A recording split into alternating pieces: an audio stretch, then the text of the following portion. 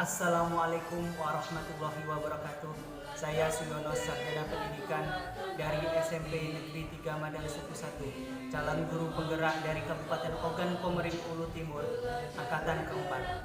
Menurut Ki Hajar Dewantara, pendidikan adalah sebagai kodrat yang dimiliki oleh anak agar mereka mampu mencapai keselamatan dan kebahagiaan setinggi-tingginya, baik sebagai seorang manusia maupun sebagai anggota masyarakat. Ki Hajar Dewantara mengibaratkan pendidik seperti seorang petani atau tukang kebun, sedangkan anak-anak diibaratkan bagaikan benih-benih jagung yang ditanam.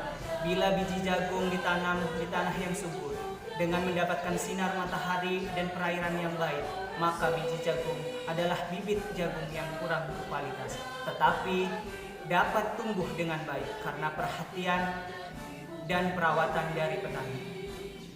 Demikian sebaliknya, meskipun biji jagung itu disemai adalah bibit yang berkualitas baik, namun tumbuh di lahan yang gersang dan tidak mendapatkan pengairan dan cahaya matahari serta tangan dingin para petani, maka biji jagung itu mungkin tumbuh tetapi tidak akan optimal. Saya mempunyai analogi lain tentang pendidikan, tetapi intisarinya sama dengan pemikiran Ki Hajar Dewantara.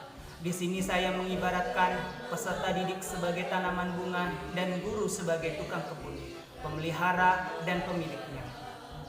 Dan kebun-kebun bunganya ibaratkan sebagai sekolahnya. Mengapa saya beranalogi seperti ini? Tentu karena saya merujuk kepada pemikiran Ki Hajar Dewantara yang membuat perumpamaan makhluk hidup tumbuh dan berkembang sesuai kodratnya. Namun potensi yang dimilikinya dapat dioptimalkan dengan adanya peran serta manusia dalam pemeliharaannya. Tanaman bunga mempunyai karakteristik masing-masing yang berbeda-beda. Seperti halnya tanaman bunga teratai yang dapat tumbuh di dalam permukaan air, sedangkan tanaman bunga mawar, melati, dan sejenis ini lainnya dapat tumbuh langsung ditanam di tanah. Seperti halnya anak didik kita, yang setiap anak mempunyai karakteristik masing-masing yang berbeda-beda satu sama lain. Mereka tidak bisa disamakan cara berpikirnya dalam pemberian metode pembelajaran di dalam pendidikan, terutama dalam proses pembelajaran. Guru diumpamakan sebagai tukang kebunnya atau pemilik kebun.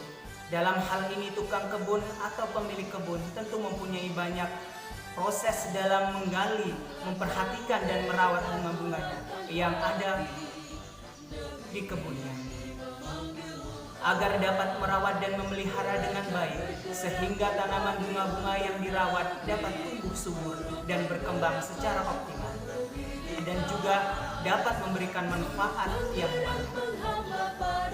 Contoh kodrat anak didik diibaratkan tunas-tunas dari tanaman bunga, dan tunas-tunas tersebut dapat diambil dan ditanam kembali hingga menjadi tumbuh tanaman bunga yang indah dan dan masih dalam satu jenis tanaman, dan juga pemiliknya tidak bisa mengubah jadi tanaman jenis lain.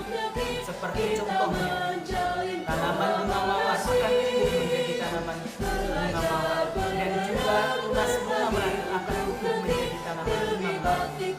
Oleh karena itu, pemilik kebun bisa memahami karakteristik dan kegunaan dari tanaman bunga tersebut. Selain itu, juga dapat mengoptimalkan manfaat kebun bunganya dengan baik untuk hal-hal yang sama halnya dengan anak didik kita. Mereka memiliki bakat dan potensi masing-masing yang memiliki gaya belajar yang berbeda-beda. Guru hendaknya dapat memfasilitasi dan mendampingi mereka agar segala bakat dan potensi yang dapat diperhatikan merdeka belajar, mengajarkan kita bagaimana kita mendidik dan memberikan pelayanan sebaik-baiknya kepada anak dan anak dapat mendapatkan kesempatan belajar